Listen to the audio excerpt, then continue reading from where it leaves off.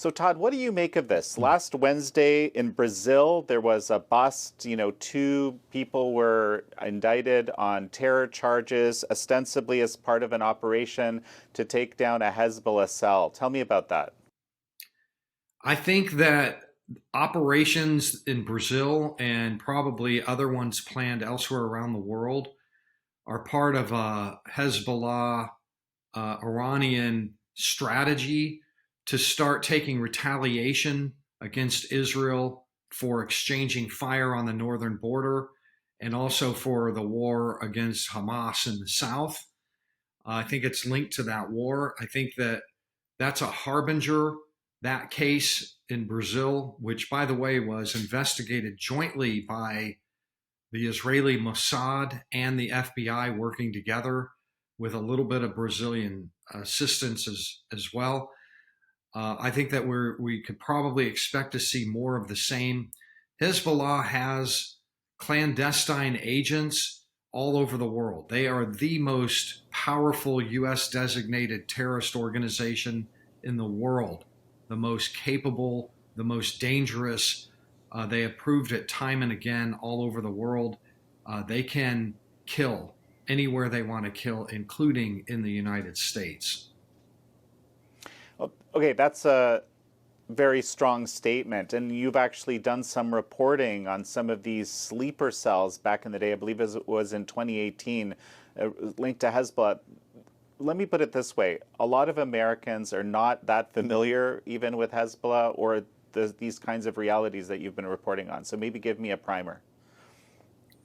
Right. When I say that Hezbollah has clandestine agents all over the world, that's actually coming from U.S. prosecution court cases in the United States and in court cases in other parts of the world as well. But the ones in the United States gave us a window, an open window on Hezbollah's Unit 910 is what it has been called for many years, Unit 910, which is a foreign clandestine service of Hezbollah, where people from Lebanon, usually who have U.S. citizenship, naturalized, or are here on green cards, etc., and are able to travel in and out of the country, are on the Hezbollah payroll, monthly stipends with health care and benefits and everything.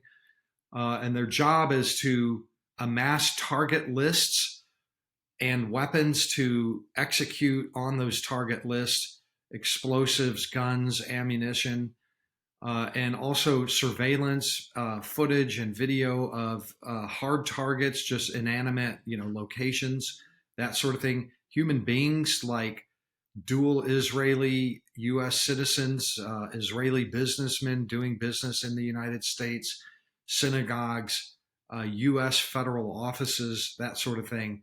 And they're there waiting for an order from Tehran or from Beirut to go into action against those targets. That's likely what we saw happen in Brazil. And we've seen that happen in Bulgaria and Thailand and Argentina, where agents that were planted for a long time and prepared, waiting for the order, actually went into action. I'll just say this again. This is something that I think a lot of Americans may have trouble, believing in the veracity of. Yes, maybe. Well, yeah. I mean, it's unbelievable that some organization actually succeeded in doing this.